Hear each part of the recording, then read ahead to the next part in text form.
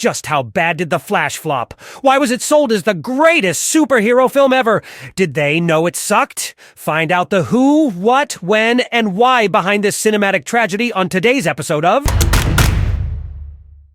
Talk about a complete and utter shit show. Warner Brothers and their latest superhero flick, The Flash, is making history. But not the kind of history you'd want to brag about at parties.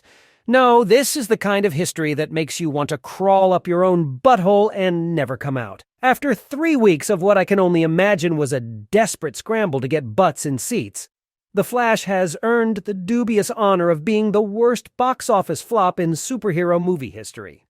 I mean, it's not every day you get to see a movie that's been hyped up by Hollywood bigwigs like Tom Cruise and James Gunn fall flat on its face, but here we are. And it's as glorious as it is tragic. Despite being touted as the kind of movie we need now and one of the best superhero movies ever, the film has performed about as well as a concrete balloon. It suffered the worst drop in box office returns from first to second week in DC history, 72.5%. After an already disappointing opening weekend, and speaking of disappointing weekends, I got about 3 new subscribers, so hook a brother up. And give me a like and subscribe if you are in a kind and generous mood.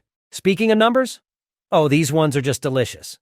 With a reported budget of $220 million and $150 million promotional budget, the movie is set to lose over $200 million for Warner Brothers. That's right, folks. The biggest financial loss suffered by a studio because of a superhero film. I mean, who needs profit when you can have infamy, right? To put it into perspective, even films released during the height of the worldwide COVID-19 pandemic, like that piece of crap Wonder Woman 1984, which lost more than $100 million, didn't fare as poorly as The Flash. It's like watching a train wreck in slow motion. But the train is made of money, and the wreck is Warner Brothers. Hopes and dreams, and the cherry on top, The Flash dethrones Warner's previous DC movie, Shazam! Fury of the Gods, for this unfortunate crown, a film that lost an estimated $150 million after making a meager $57.6 million at the domestic box office. So, what does this mean for DC? Well, to put it lightly, they are kinda fucked. The film could very well have done irreparable damage to the super-powered brand. But hey, at least they got 2 more movies still to debut before the year is out. Blue Beetle, which was initially going to be a direct-to-HBO Max, now Max film, basically a movie of the week, and Aquaman, which last time did the majority of its business overseas.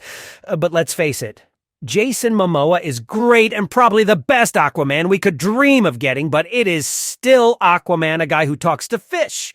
But my bet is that Aquaman basically shits the bed like the rest of DC films have. Maybe it is a great film. Maybe a guy talking to fish is the film the world needs.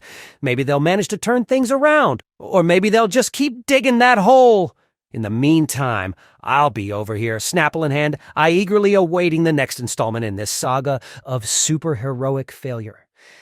Because let's be honest, there's nothing quite as entertaining as watching a giant fall.